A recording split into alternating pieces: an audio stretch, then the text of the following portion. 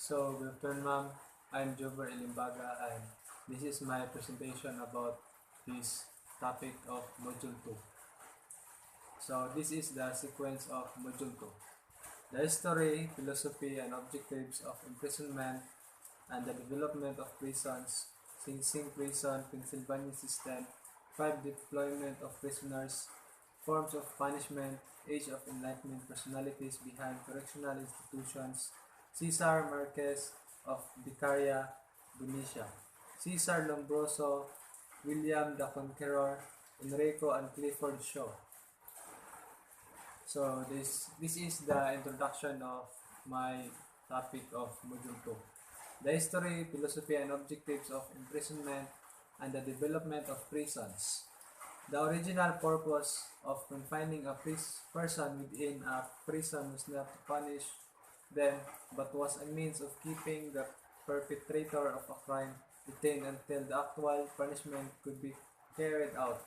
This was usually in the form of corporal punishment that was intended to cause the guilty person pain, such as being beaten with a whip, or capital punishment, which use a variety of methods to claim the lives of condemned individuals. So the first is Sing Sing Prison. Sing Sing Correctional Facility is a maximum security prison operated by the New York State Department of Corrections and community supervision in the village of Ossining, New York. In 1970, the name of the prison was changed to the Ossining Correctional Facility, but it reverted to its original name in 1985. The name Sing Sing was derived from the Sinsing Indian tribe from whom the land was purchased in 1685 and was formerly also the name of the village. In 1970, the name of the prison was changed to the Ossining Correctional Facility, but it reverted to its original name in 1985. Early years. Sing Sing was the fifth prison constructed by New York State authorities. In 1824, the New York legislature gave Elam Lins, warden of Newborn Prison and a former United States Army captain, the task of constructing a new, more modern prison. Lins spent months researching possible locations for the prison, considering Staten Island, the Bronx and Silver Mine Farm, an area in the town of Mount Pleasant on the banks of the Hudson River. Since 1900s, Thomas Matt Osborne's tenure as warden of Sing Sing was brief but dramatic.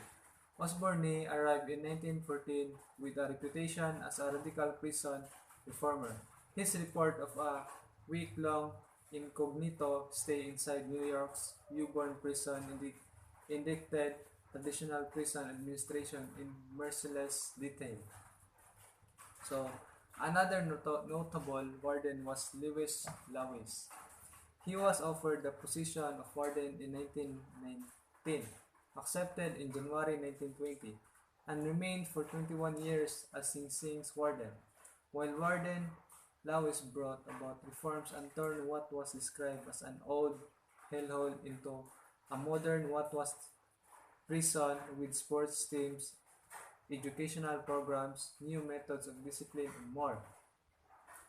So, in 1943, the old cell block was closed and the metal bars and doors were donated to the war effort. In 1988, the institution was accredited for the first time by the American Correctional Association, which established a set of national standards by which it judged every correctional facility. So this is the execution. This is the electric chair. In total, 614 men and women, including 4 inmates under federal death sentences, were executed by electric chair at Sing Sing until the abolition of the death penalty in 1972.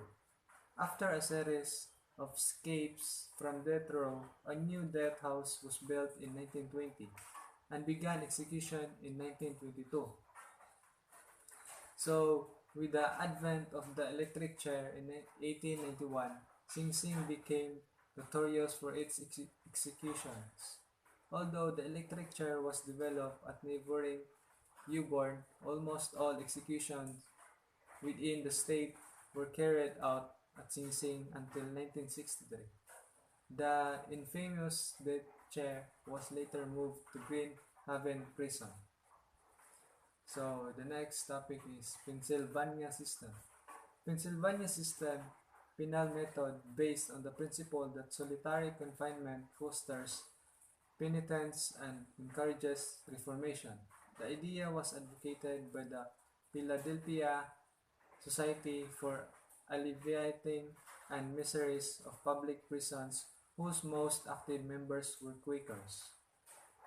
The Pennsylvania system, unlike Uborn or Sing Sing, Pennsylvania's Eastern Penitentiary 1829 was intended to keep convicts separate even as they work, in order to prevent any earthly contamination or distraction that might impede their repentance.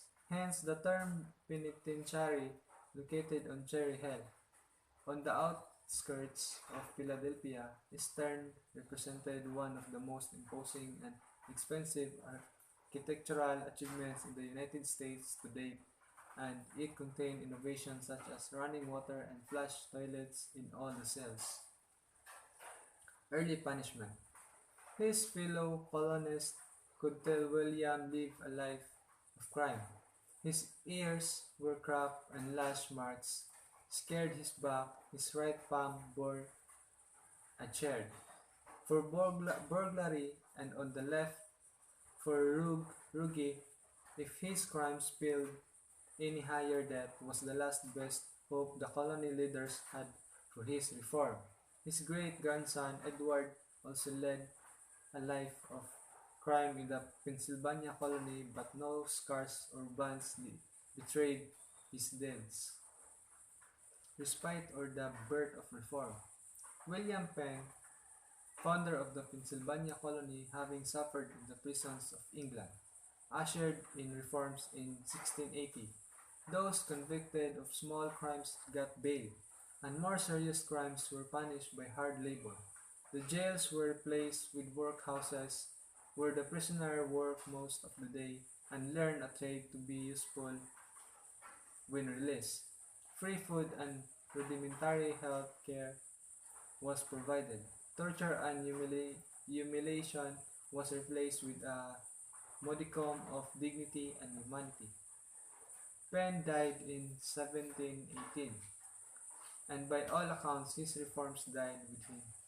However, many scholars give Penn credit for moving the needle of reform, if only a few degrees. Hard labor and floggings replaced branding and maiming, and though retribution was still the stated goal, reformation of the offender was now being openly considered.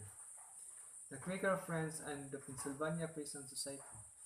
In 1787, Benjamin Franklin and a group of fellow Quakers formed the Philadelphia Society for Alleviating the Miseries of Public Prisons. This later became the Pennsylvania Prison Society, and they began lobbying for significant reforms in the prison system. The Walnut Street Jail was converted into small, one-person rooms with only a small unreachable window were added. The prisoner was given materials and tools to make shoes, nails, tools, and clothes. They were used in the prison system, and surpluses were sold to the public. The prisoners saw no one but their guard, and then only once a day. The Pennsylvania system, the Pennsylvania Prison Society pressured the legislature to expand the Walnut Street model across the state. Dignitaries and officials from other states and England visited to see and judge these reforms for themselves. This became known as the Pennsylvania prison system, which possessed the following attributes: isolation to foster penitence, as the prisoner had time to reflect on his or her misdeeds.